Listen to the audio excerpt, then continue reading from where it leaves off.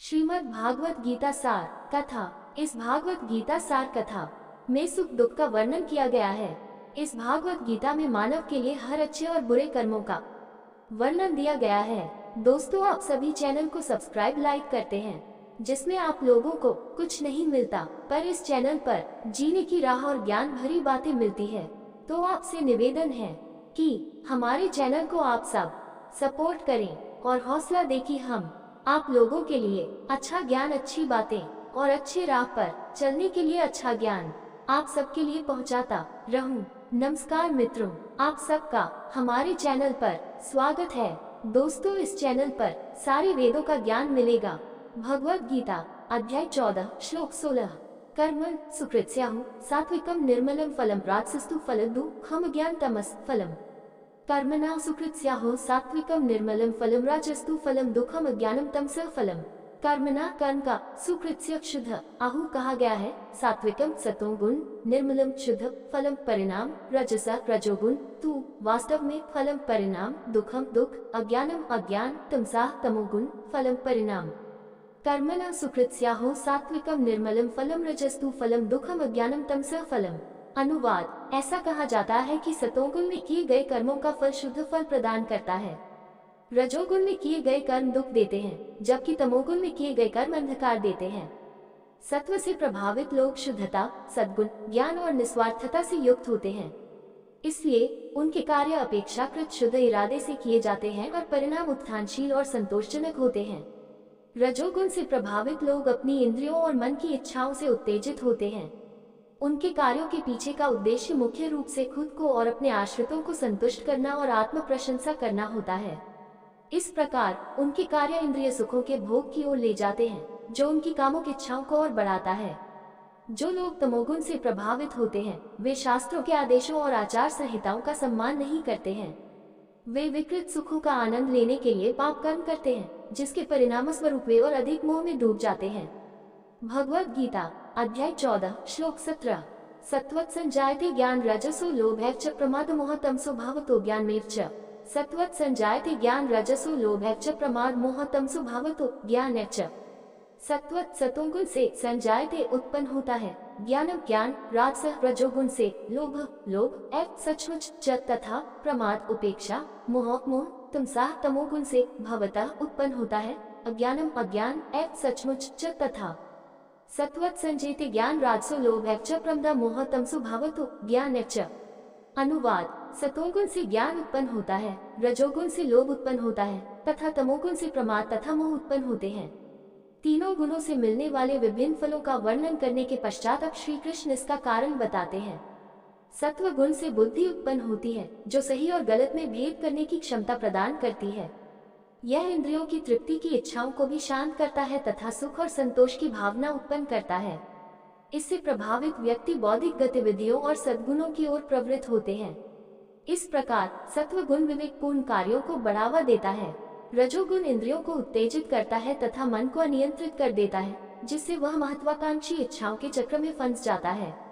जीवात्मा इसके जाल में फंस जाता है तथा धन और सुखों के लिए अत्यधिक प्रयास करता है, जो आत्मा के दृष्टिकोण से अर्थहीन है। तमोगुण जीव को जड़ता और अज्ञानता से ढक देता है। अज्ञानता में लिपटा हुआ व्यक्ति दुष्ट और अपवित्र कर्म करता है और उसके परिणाम भुगतता है। भगवद गीता अध्याय 14 श्लोक 18। ऊर्ध्वं गच्छन्ति सत्त्वस्था मध्ये तिष्ठन्ति राजसा जघन्य गुण वृत्तिस्थधो गच्छन्ति तामसा। ऊर्ध्वं गच्छन्ति सत्त्वस्थ मध्ये तिष्ठन्ति राजसा जघन्य गुण वृत्तिस्था अधो गच्छन्ति तमसा। ऊर्ध्वं ऊपर की ओर, गच्छन्ति उठते हैं, सत्वस्था सतोगुणी, मध्य मध्य में, तिष्ठन्ति रहते हैं, राजसा रजोगुणी, जघन्य घृणित गुण गुण, वृत्तिस्था कर्मों में लगे हुए, अध नीचे, गच्छन्ति जाते हैं, तामसा तमोगुणी। ऊर्ध्वं गच्छन्ति सत्त्वस्थ मध्ये तिष्ठन्ति राजसैधान्य गुण वृत्तिस्थ अधो गच्छन्ति तमसः। अनुवाद: बीजी 14.18। सतोगुणी पुरुष ऊपर की ओर उठते हैं, रजोगुणी पुरुष मध्य में रहते हैं तथा तमोगुणी पुरुष नीचे की ओर जाते हैं। टीका: श्री कृष्ण बताते हैं कि आत्माओं का अगले जन्म में पुनर्जन्म उनके व्यक्तित्व में व्याप्त गुणों से जुड़ा होता है। वर्तमान जीवन में अपने प्रवास के पूरा होने पर आत्माएं उस स्थान पर पहुंचती हैं जो उनके गुणों के अनुरूप होता है। इसकी तुलना स्कूल पूरा करने के बाद कॉलेज में प्रवेश के लिए आवेदन करने वाले छात्रों से की जा सकती है। देश में कई कॉलेज हैं। स्कूल स्तर पर अच्छे योग्यता मानदंड वाले छात्रों को सर्वश्रेष्ठ कॉलेजों में प्रवेश मिलता है, जबकि खराब ग्रेड और अन्य स्कोर वाले छात्रों को सबसे खराब कॉलेजों में प्रवेश मिलता है। इसी तरह भागवतम कहता है, सत्वे प्रलीन स्वर यान्ति नर लोकम रजोलय तमोलयास्तु निरायम यान्ति माम एव निर्गुण 11.25.22 V2। जो लोग सत्व गुण में हैं वे उच्च स्वर्गलोकों को प्राप्त होते हैं, जो लोग रजोगुण में हैं वे पृथ्वी ग्रह पर लौट जाते हैं, और जो लोग तमोगुण में हैं वे पाताल लोक में जाते हैं, जबकि जो तीनों गुणों से परे हैं वे मुझे प्राप्त करते हैं। भगवद गीता अध्याय 14 श्लोक 19। नान्यम गुणेभ्यः कर्तार यदा दृष्टानुपश्यति गुणेभ्यश्च परवेति मद्भाव सोऽधिगच्छति। नान्यम गुणेभ्यः कर्तार यदा दृष्टानुपश्यति गुणेभ्यश्च च परम वेति मद्भाव सोऽधिगच्छति।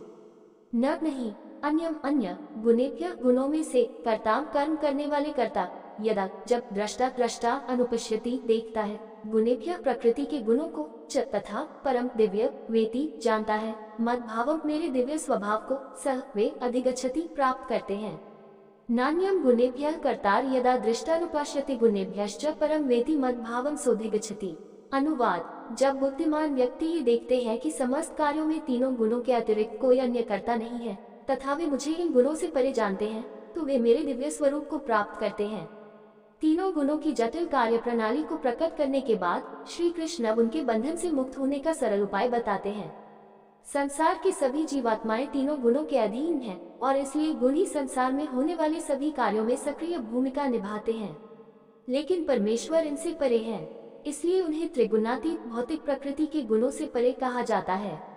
इसी प्रकार भगवान के सभी गुण, उनके नाम, रूप, गुण, लीलाएं, धाम, संत भी त्रिगुणातीत हैं। यदि हम अपने मन को तीनों गुणों के दायरे में किसी व्यक्तित्व या वस्तु से जोड़ते हैं तो इसका परिणाम ये होता है कि हमारे मन और बुद्धि पर उनका संगत रंग बढ़ जाता है।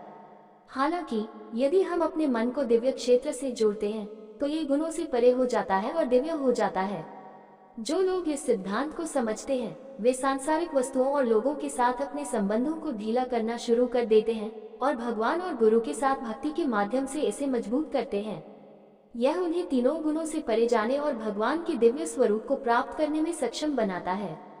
इसे श्लोक 14.26 में और विस्तार से बताया गया है।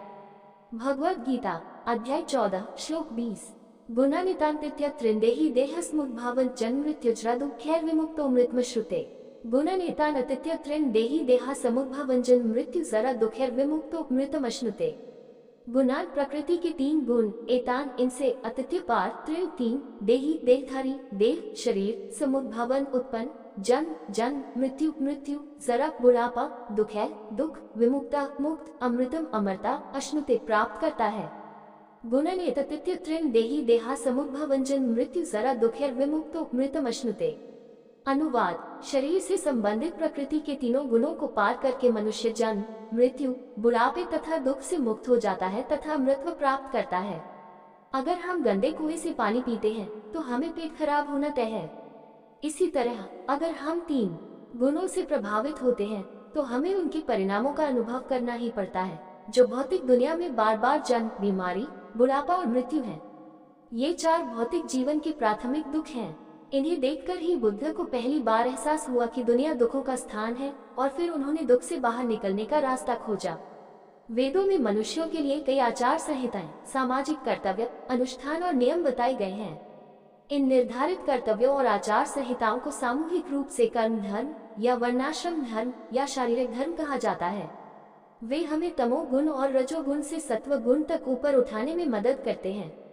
हालांकि सत्व गुण तक पहुंचना ही पर्याप्त नहीं है, ये भी एक प्रकार का बंधन है। अच्छाई की स्थिति को सोने की जंजीरों से जकड़े जाने के बराबर माना जा सकता है। हमारा लक्ष्य इससे भी आगे है, भौतिक अस्तित्व के कारावास से बाहर निकलना। श्री कृष्ण बताते हैं कि जब हम तीनों गुणों से परे हो जाते हैं तो माया जीव को बांध नहीं पाती। इस प्रकार आत्मा जीवन और मृत्यु के चक्र से मुक्त हो जाती है और अमरता प्राप्त करती है। वास्तव में आत्मा हमेशा अमर रहती है। हालांकि भौतिक शरीर के साथ इसकी पहचान इसे जन्म और मृत्यु के भ्रम से ग्रस्त करती है। ये भ्रामक अनुभव आत्मा की शाश्वत प्रकृति के विरुद्ध है, जो इससे मुक्ति चाहती है। इसलिए भौतिक भ्रम स्वाभाविक रूप से हमारे आंतरिक अस्तित्व के लिए असुविधाजनक है और भीतर से हम सभी अमरता का स्वाद चाहते हैं। दोस्तों, आपसे निवेदन है कि हमारे चैनल को आप लोग सपोर्ट करें। ये वीडियो अच्छा लगा हो तो लाइक शेयर सब्सक्राइब जरूर करें। धन्यवाद।